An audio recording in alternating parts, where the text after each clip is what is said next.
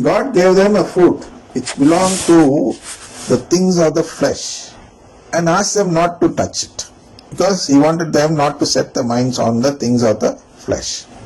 But these people, they refused to obey what God said, and they set their minds on the things of the flesh by eating that food.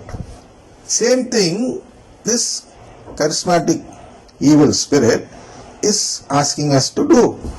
This is where we should discern. The church should discern now and decide that this charismatic renewal should be banned, should be wiped away from the Holy Catholic Church, so that people will be able, the Catholic people, the faithful they call it, they will be able to set the minds on the Spirit only if this thing is abolished.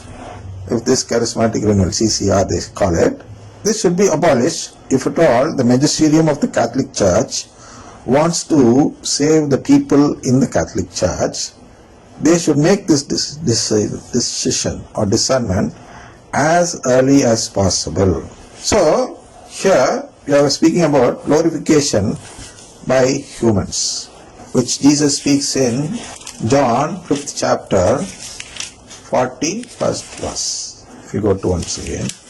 Now you should have by now understood that why Jesus is not accepting the glory from human beings. When we glorify God without asking Him to give this right to partake in the divinity, it is something that sets our mind on the flesh. So a true Holy Spirit should make us set our mind on the Spirit, the things of the Spirit.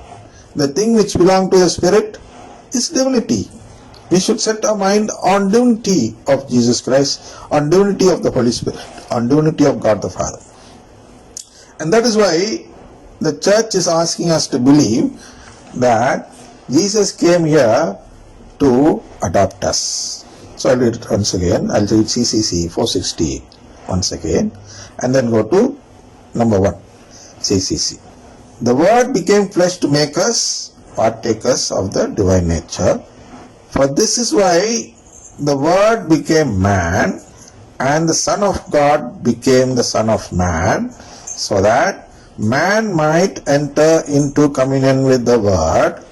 And by entering into communion with the world, what will happen? What has to happen?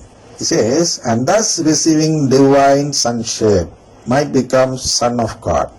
We should become Son of God, not in a human form, but in a divine form or divine sonship form. We become real Son of God, like how Jesus is at present. We are also going to get the same thing which Jesus is now. That's why he says, what belongs to, I'll read it from that itself directly, that then only it will be apt now. That's why in the 14th and 15th verse of the 16th chapter of John, Jesus says like this, He, the Holy Spirit, will glorify me, because He will take what is mine, the divine nature, and declare it to you. All that the Father has is mine. See, the divinity which the Father has is also Jesus' divine property. For this reason, I said that He will take what is mine. He will take the divine nature which is Jesus or which is mine and declare it to you. So the Holy Spirit, if at all comes in a form of a renewal, it should actually bring us back to this faith. But the Spirit in the charismatic renewal is making us leave this faith. Leave or get away from receiving what belongs to Jesus according to this verse. Now we'll go to the next verse. He says, I know that you do not have the love of God. So what is the love of God? Love of God should be something which makes us fulfill what God is asking us to do. The love. See, there is no use calling God and telling Him that you love Him, and love Him. That's not the real love which we ought to show. See, I'll read the first CCC to you. God, infinitely perfect and blessed in Himself, in a plan of sheer goodness, freely created man to make him share in his own blessed life. This we have already seen. Sharing in his own blessed life means sharing in his divinity, divine nature. So he made a plan to give or share this divine nature which he has with human beings. This is what Jesus is also telling there.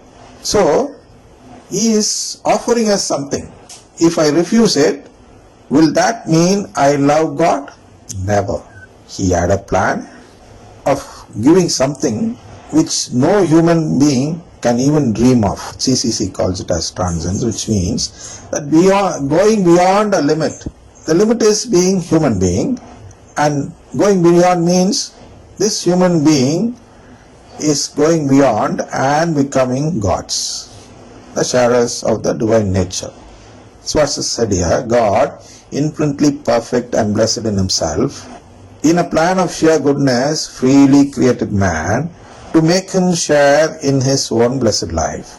For this reason, at every time and in every place. See, for this reason only. Which reason? To make us sharers in the blessed life of God. At every time and in every place, God draws close to man. See, why and how should a Holy Spirit come close to man? Charismatic renewal, they claim that they are receiving Holy Spirit and thus becoming close to him. But you must remember that Holy Spirit is also God. And if at all, as a God, Holy Spirit comes there to the charismatic renewal, what should he do? He should come close to man only for this reason of making humans sharers of God's blessed life.